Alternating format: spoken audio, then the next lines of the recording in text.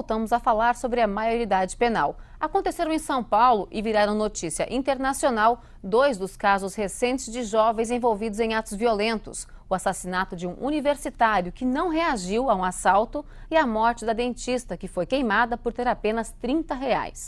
O governador Geraldo Alckmin se apressou em defender um projeto de lei que aumente de 3 para 8 anos a internação de infratores em caso de homicídios e latrocínios.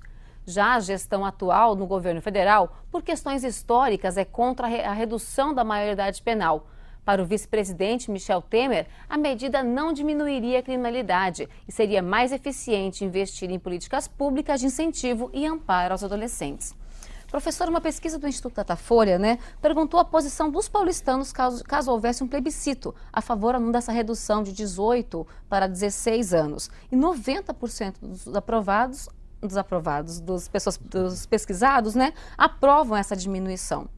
Isso é o que? A influência da mídia, essas matérias, ou essa sensação? O que leva a isso? Eu acho que isso envolve uma situação de medo, que acaba sendo agravada pela própria insistência da mídia. Quer dizer, existem situações reais, a criminalidade é muito alta em São Paulo, aqui em Belo Horizonte, o número de homicídios mensais é absurdo, É maior até do que em regiões de conflitos, costuma ser maior do que em Bagdá. Então, realmente, existe muita violência, isso é algo que a gente precisa discutir, porque o Brasil, a gente tem crescido, tem inserido as pessoas nos últimos 10 anos e a criminalidade continua aumentando. Isso é uma discussão que a gente precisa fazer. Então, acho que tem esse dado real que acaba se agravando com as notícias que o tempo todo a gente ouve e que leva as pessoas a se manifestarem dessa maneira. Eu acho que há uma questão que a gente precisa discutir com relação à democracia. Quer dizer, a democracia ela é muito mais debate do que simplesmente voto. Hoje, cada vez mais, as pessoas são levadas a votar, a se manifestar sobre determinadas questões, sem ter tido tempo de estudar a questão, de debater a questão, de refletir sobre a questão. Então, a coisa funciona, como a gente dizia, muito mais na emoção. Olha, eu estou aqui com medo, estou em casa, saio, só vejo violência, ligo televisão, vejo violência, etc. Eu quero resolver isso. E, de repente, a pauta, o que é colocado, no caso de São Paulo, inclusive pelo governador de São Paulo, é o que nós temos que punir mais, temos que ter mais controle, mais direito penal, etc. E as pessoas, então, vão envolvidas nessa situação de medo, de constrangimento, de revolta, de raiva, e que vai dar isso aí, 90%, vai chegar a quase 100%, etc. E eu acho que o país não pode ser governado por plebiscitos, porque senão as minorias jamais vão ter direitos. Eu sempre vejo essa questão aí de plebiscito, de enquetes. Se a gente for só guiar tudo em relação à opinião da maioria, a gente está perdido, Estão perdidos. A questão da democracia majoritária é fundamental. Quando a gente fala em direito, em Constituição democrática, significa o quê? Que a maioria pode decidir muita coisa, mas há um limite à decisão da maioria, que é o respeito ao direito das minorias e o direito de cada um. Então, isso o que você falou aí é um princípio fundamental, caro para a gente, numa democracia. Agora, é uma questão constitucional. Um oportunismo eleitoral muito forte diante dessa fase que nós estamos da nossa política e a proximidade com um processo eleitoral aí nacional, E o que mais estranho, que é o oportunismo eleitoral, absolutamente ele é irracional, porque a política de segurança do governo Alckmin é um desastre. A segurança pública em São Paulo é um desastre, a gente tem acompanhado na mídia isso. E o cara vem justamente fazer campanha sobre a questão de segurança pública, mas com esse discurso, que é discurso de ódio. Isso é muito perigoso. Mais uma vez eu insisto, esse discurso de punição, de direito penal, de criminalização de tudo, uma sociedade totalmente criminalizada, onde qualquer ato é criminalizado, esse discurso de ódio, de raiva, isso é uma aposta perigosa que o governador, de forma equivocada, está fazendo para ganhar. Só que aí tem tudo isso. E ele fala, mas é democrático, porque a maioria decidiu. Olha, mas a maioria decidiu com base em que dados? Em qual debate? De que maneira que a grande mídia tem levado isso ao debate público? Ou ao contrário, quando a gente vê, por exemplo, uma campanha feita pela a revista Veja, e tem outras revistas também, mas eu digo a Veja, que ela tem de forma mais agressiva encampado determinadas ideias, entre elas a redução da maioridade penal. Né? E é a revista mais vendida. Então, chega até a a classe média, então o cara vai falar, olha, não, aqui a revista está falando isso, né, o governador está falando isso, então ele vai embarcando. Isso não é democracia, não. Democracia é a possibilidade da gente ter um debate aberto, livre, onde as mais diversas formas de pensar, né, possam se expor de maneira responsável, de maneira séria. Eu acho que a gente tem feito algumas confusões. Né? Por exemplo, eu lembro um debate uma vez sobre castração química. Estava a Adriane Galisteu e a Hebe Camargo. Antes da Hebe Camargo, já foi para o céu, né, saudosa Hebe Camargo. Né, mas as duas estavam debatendo castração química na televisão.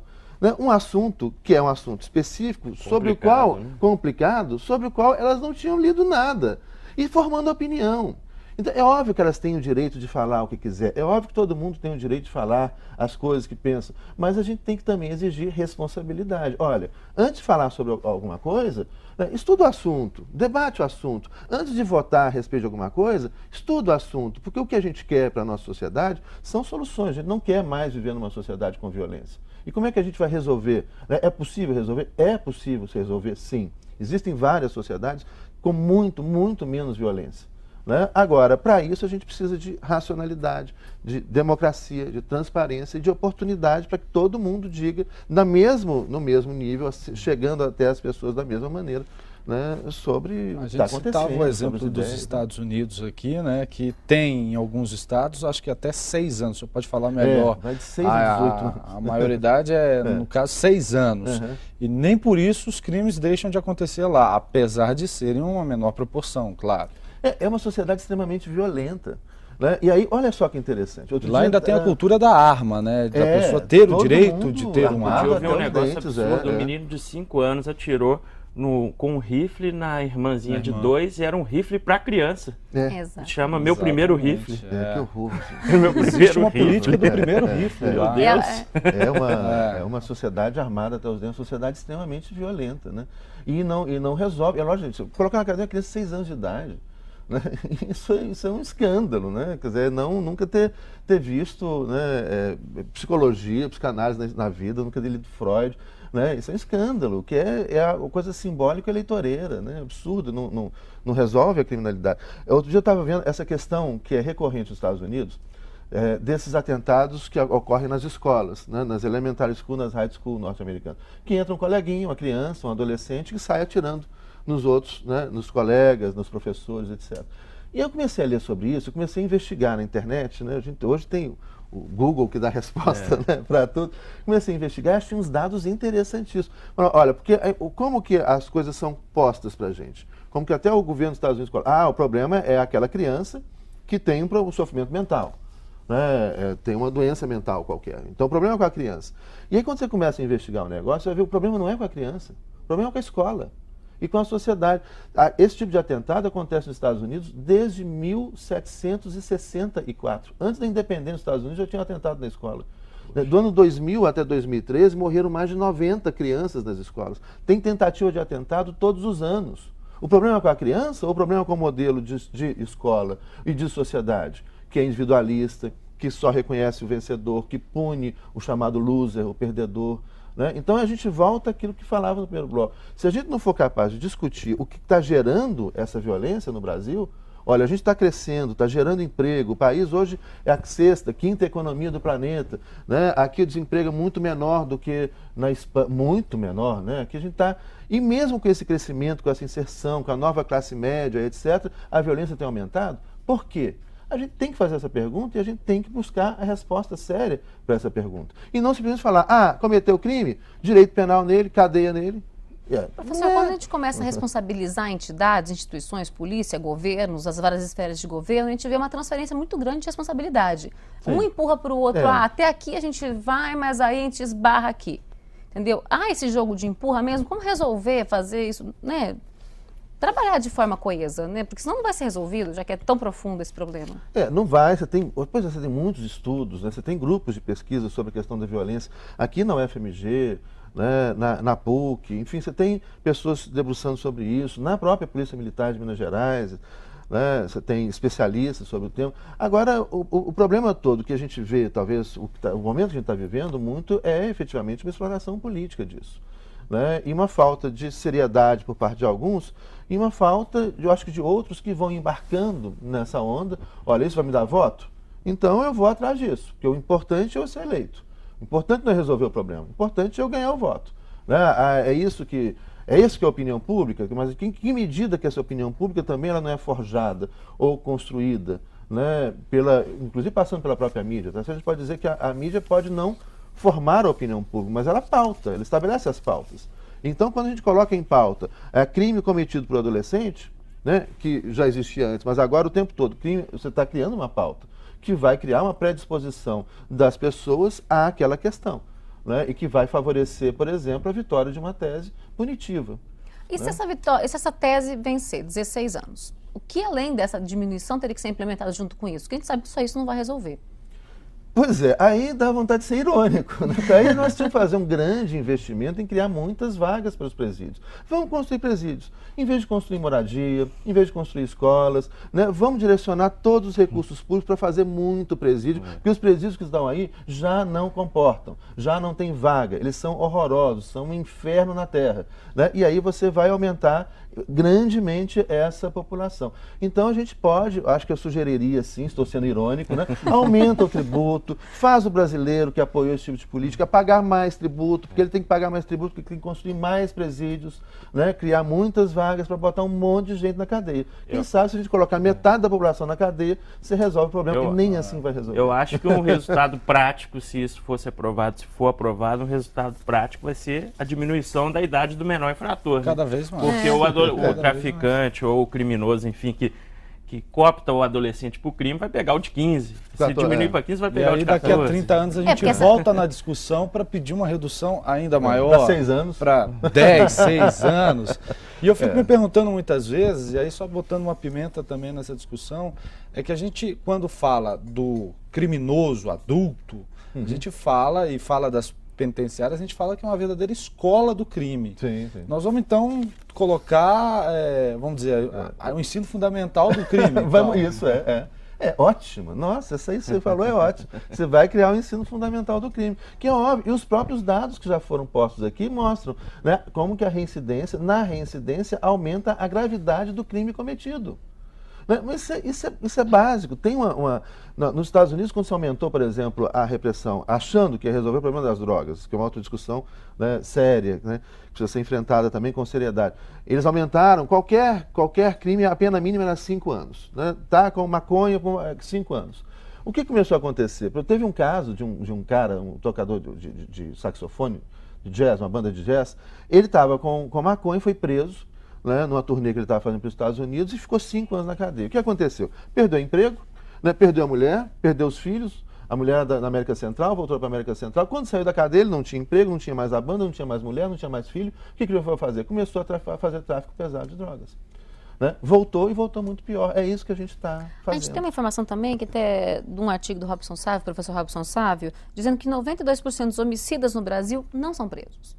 Então o problema não é nem ter a lei, não é diminuir a maioridade, o sistema não está funcionando para prender quem já tem direito de ser preso, né? Quem já pode ser preso acima de 18 anos. Professor, aí tem os dois lados, né? A gente sabe que tem que investir e mudar a sociedade, mudar essa estrutura. Sim, social, mas como é que atender, mudar a estrutura e tentar amenizar um pouco a situação que está hoje, né? Essa sensação de insegurança? Pois é, eu acho que aí você tem um monte de medidas. Primeiro, você tem que ter um investimento sério nessa mudança, você pensar em mudar essas estruturas. Ou seja, a gente precisa voltar, primeiro, a acreditar que a gente pode construir uma sociedade diferente. Né? Segundo, a gente precisa voltar a acreditar que é possível construir uma sociedade ética. Existem exemplos pelo mundo. Né? Então, não falar, a pessoa está viajando na maionese. Não. Né? É possível, sim. E a gente precisa voltar a discutir como construir uma sociedade onde as pessoas cumpram a lei, onde as pessoas respeitem o outro, porque elas estão convencidas de que aquilo é o melhor a fazer. E não porque tem medo do direito penal, tem medo da polícia, tem medo da repressão, tem medo do Estado. Né? Então, olha só, a gente está investindo numa sociedade que cada vez mais, né, cria repressão e cada vez mais está transferindo todo o peso para o direito penal. E nós vimos, você acabou de citar o exemplo, de que o Estado já não dá conta de fazer cumprir a lei que ele cria. Então, ele está criando ainda mais tarefas mais controle, mais repressão. Se ele já não dá conta, né, ele vai dar menos conta ainda. Isso implica em quê? Em desmoralização do direito, desmoralização do Estado, desmoralização da polícia, desmoralização do direito penal. Né? E as pessoas, então, se você deixou de apostar na possibilidade de uma construção ética, então as pessoas vão fazer as coisas simplesmente porque elas têm medo de ser reprimidas, e não porque elas acreditam que devem agir daquela maneira. A minha proposta é a gente começa a investir justamente no oposto.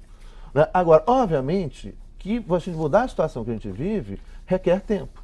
Então, óbvio, você precisa ter mecanismos de controle, sim, né? Mecanismos de controle da criminalidade. Agora, você precisa pensar como que você vai retirar essas pessoas da criminalidade. Né? Não só mudar a estrutura social, econômica, cultural, a gente precisa discutir isso, a gente precisa discutir por que o Brasil está crescendo e mesmo assim está aumentando a criminalidade, a gente precisa encontrar essa resposta, né? Isso não está sendo discutido ainda, né, no meio da opinião pública, mas, obviamente, mantendo outros mecanismos. Mas aí você entra várias questões, por exemplo, discutir a questão das drogas, a descriminalização das drogas é fundamental.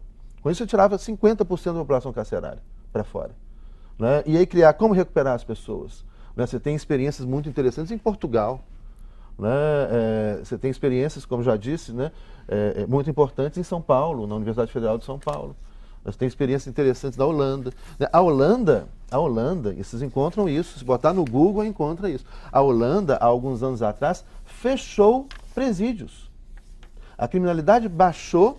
Lá as drogas são legais, dependendo, dentro do contexto, né? Você tem que ver como é que é a legislação lá, né? Mas eles estão fechando, porque está sobrando vaga nos presídios holandeses. Eles fecharam presídios. Isso acontece, telespectador. Então, quer dizer, é possível a gente fazer isso aqui?